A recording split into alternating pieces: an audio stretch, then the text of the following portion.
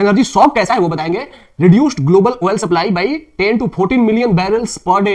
Router का report है कि 10 to 14 million barrels per day जो ऑयल सप्लाई है वह क्या हो गई है, रुक गई है।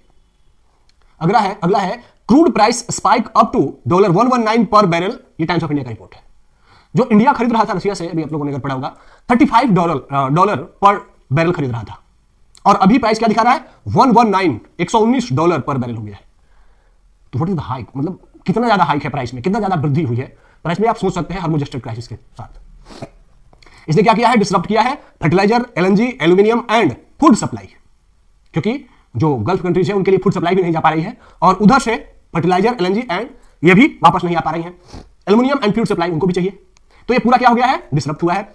अब इसको एक इन्वर्टेड कॉमा में, ये स्टेटमेंट है, बड़ा इंपॉर्टेंट स्टेटमेंट है, आप इसको एज इट इज कोट कर सकते हैं, और इसमें है कि मोर देन 150 शिप्स क्या है, स्ट्राउंडेड, रुके हुए हैं, एंड टैंकर्स टैरिफ नियरली हाल्टेड, ये रुक गया है, marking the largest disruption since the 1973 oil crisis.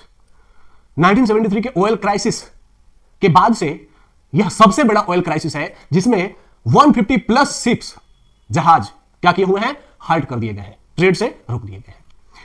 This highlights अ की reality.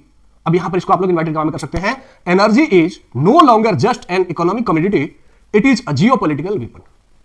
This has not been first time, but लेकिन ये लाइन आपको लिखना है कि एनर्जी एक इकोनॉमिक नीड है, लेकिन अब सिर्फ इकोनॉमिक नीड नहीं रह गया है, वो एक पॉलिटिकल वेपन बन गया है। ईरान उसको क्या कर रहा है, हार्मुज स्ट्रेट को चौक करके पूरे ग्लोबल कंट्रीज को प्रेशर बना रहा है कि आप अमेरिका एंड इजराइल को फोर्स करो कि वो हम पर हमला रोके, नहीं तो आप एनर्जी क्राइसिस को झेलोगे। ठीक है।